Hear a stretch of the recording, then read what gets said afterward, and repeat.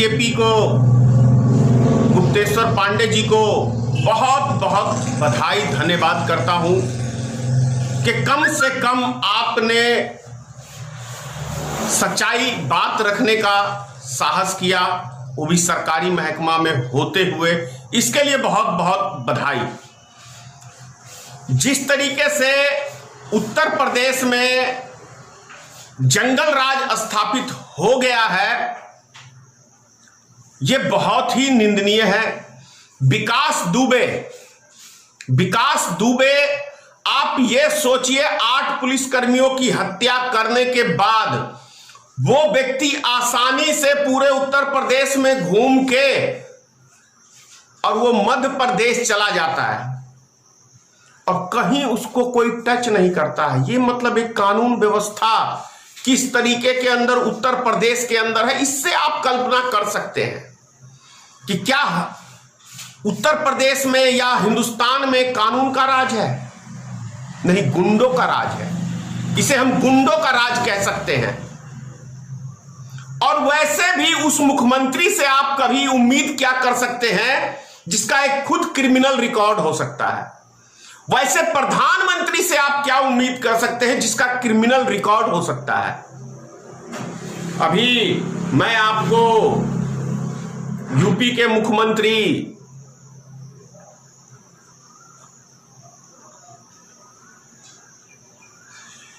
किन किन धाराओं पे इन पे केस चल रहा था उत्तर प्रदेश में, लेकिन ऐसे व्यक्ति को मुख्यमंत्री बना दिया गया।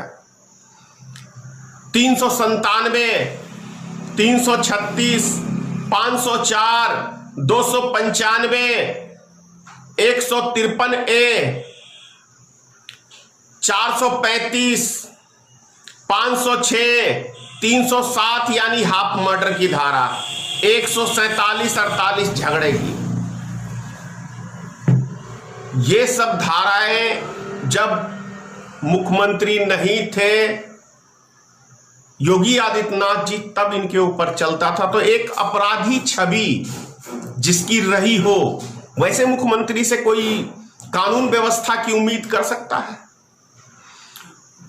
भारत का प्रधानमंत्री जो भी वर्तमान में श्री नरेंद्र मोदी है, गुजरात दंगों का आरोपी रह चुका है। उस व्यक्ति से हम देश में अच्छी चीज की उम्मीद कर सकते हैं? एक लड़की की जासूसी कराने का काम गुजरात के मुख्यमंत्री थे नरेंद्र मोदी, तो किया करते थे अमित शाह जी। तो वैसे व्यक्ति के शासन काल में हम क्या अच्छी कानून व्यवस्था की उम्मीद कर सकते हैं? कतई नहीं कर सकते हैं। जैसा आपने देखा है, ना हमारे देश की सीमाएं सुरक्षित हैं, ना हमारे देश के अंदर राज्य की सीमाएं सुरक्षित हैं। तभी तो विकास दुबे आराम से उत्तर प्रदेश से चला गया आपको मध्य प्रदेश के अंदर। यह सोचने का विषय है, कैसे चला गया। कफीर खान डॉक्टर जो हैं, काफिल,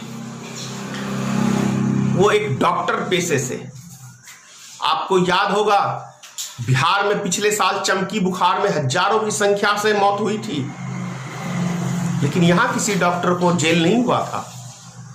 लेकिन उत्तर प्रदेश में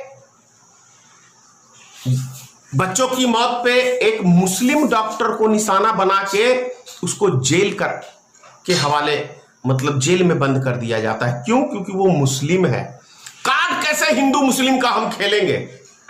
नफरत कैसे हम देश के अंदर फैलाएंगे? ये बीमारी कैसे फैलाएंगे?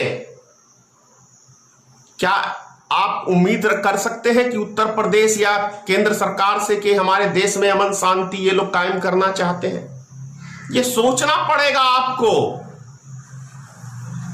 ये वही नरेंद्र मोदी है ना, रेलवे का प्राइवेटकरण। मेरे से ज्यादा कोई रेलवे को प्रेम नहीं कर सकता है। तो नरेंद्र मोदी जिन जिन चीजों से प्रेम किया उस सब को बेच दिया। शुक्र है कि उसने जिससे 7 फेरे लिए जसोदाबेन से, उसको नहीं बेचने का काम किया, क्योंकि उसको छोड़ दी, उससे प्रेम नहीं था। बाकी जिस भी चीज को नरेंद्र मोदी ने प्रेम किया उस सबको गिरवी धर दिया। मैं शुक्र है कि कम से कम अपनी मां को प्रेम नहीं किया, प्रेम करता तो उसे भी शायद बेच देता। ये बड़ा आश्चर्यजनक बात है कि नरेंद्र मोदी ने जिससे ज्यादा प्रेम किया उस सबको बेचने का काम किया। ये मेरा बयान नहीं है, ये नरेंद्र मोदी का बयान है। आप नरेंद्र मोदी का भाषण देख लीजिए कि जिसको भी उसने कहा कि मैं इससे बहुत प्रेम करता हूं, ये भारत मेरी जान है, भारत मेरी आन है, शान है, भारत को भी बेचने का काम किया है। सोचना है, समझना है आपको। नहीं समझिएगा, 2 बार गलती कर चुके हैं देश की जनता। अगर अब भी आप नहीं संभले तो भारत की धरती तो चीन के हाथों बेचा ही है, एक एक हिस्से को बेच देगा, क्योंकि अब बेचने के लिए कुछ रहा नहीं देश के अंदर, बस धरती माता बची हुई है, इसे भी बेच देगा नरेंद्र मोदी कुछ दिनों बाद। जय हिंद, जय भारतीय मित्र। मैंने नेशन न्यूज इंडिया को सब्सक्राइब किया है। मैं आप सभी लोगों से रिक्वेस्ट करूंगी कि आप लोग सब्सक्राइब करें, चैनल को लाइक करें।